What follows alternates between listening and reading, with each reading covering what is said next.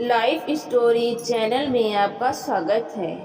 आइए आज हम आपको सुनाते हैं महात्मा बुद्ध से संबंधित कहानियाँ। मौत की दवा। श्रावस्ती नगरी में कृषा गौतमी नाम के कन्या रहती थी। गौतमी उसका असली नाम था। काम करते करते वो जल्दी थक जाती थी, अतएव लोग उसे कृषा गौतमी के नाम से पुकारते थे। गौतमी ने जवानी में प्रवेश किया और उसका विवाह हो गया। गौतमी गरीब घराने की थी, अतएव उसके ससुराल के लोग उसका यथोचित आदर न करते थे। कुछ समय बाद गौतमी के एक पुत्र हुआ। अब घर में उसका आदर होने लगा, लेकिन होनहार कुछ दूसरा ही था। गौतमी का शिशु जब कुछ बड़ा हुआ और इधर उधर खेलने लायक हुआ तो विधाता ने उसे उठा लिया। गौतमी ने सोचा, पुत्र जन्म से पहले मेरा इस घर में अनादर होता था, पुत्र जन्म के बाद लोग मेरा आदर करने लगे, लेकिन अब ये लोग मेरे प्रिय शिशु को न जाने कहाँ छोड़ देंगे। गौतमी अपने मृत पुत्र को गोद में ले उसके लिए घर घर दवा मांगती फिरने लगी। लोग ताली बजाकर हंसी ठट्ठा करते और कहते, पगली, कहीं मरे हुए की भी दवा होती है।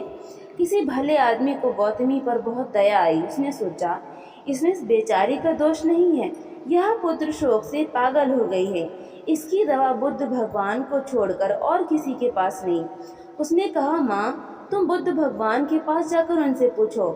गौतमी अपने शिशु को गोद में ले जहाँ बुद्ध पालथी मारे बैठे थे पहुंची और अभिवादन करके बोली, महाराज, मेरे पुत्र को दवा दीजिए।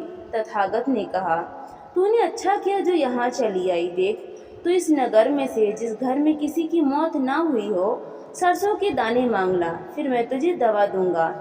भगवान की बात सुनकर गौतमी बहुत प्रसन्न हुई और सरसों के दाने लेने के लिए चल दी।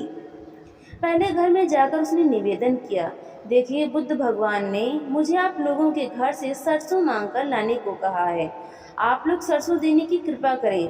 गौतमी के ये शब्द सुनकर एक आदमी झट से घर में से सरसों के दाने ले आया और गौतमी को देने लगा। गौतमी ने पूछा, पहले यह बताइए कि इस घर में किसी की मौत तो नहीं हुई। यह सुनकर घर के लोग आश्चर्य से कहने लगे, गौतमी, यह तो क्या कह रही है? यहाँ कितने आदमी मर चुके हैं, इसका कोई हिसाब है? गौतमी, तो मैं आपके घर से सरसों ना लूंगी। गौतमी दूसरे घर गई। सब जगह उसे वही जवाब मिला। उसने समझा शायद सारे नगर में यही बात हो। उसे एकदम ध्यान आया कि बुद्ध भगवान ने शायद जानबूझकर ही मुझे सरसों मांगने के लिए भेजा है।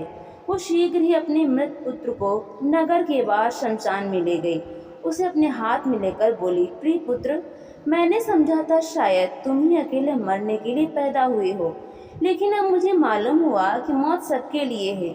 जो पैदा हुआ है उसे एक न एक दिन अवश्य मरना है। इतना कहकर अपने पुत्र को शमशान में रख वहाँ से लौट आई। लौटकर गौतमी बुद्ध के पास गई। बुद्ध ने पूछा, गौतमी, सरसों के दाने मिल गए? गौतमी, भगवान, सरसों नहीं चाहिए, उनका काम हो गया है। तो दोस्तों, आपको ये कहानी कैसी लगी? लाइक करें, शेयर करें और कमेंट करके हमें ज़रूर बताएं। और ऐसी ही मज़ेदार कहानियाँ सुनने के लिए हमारे चैनल को सब्सक्राइब करना बिल्कुल भी ना भूलें। तो मिलते हैं अगली नई कहानी के साथ। बहुत बहुत धन्यवाद।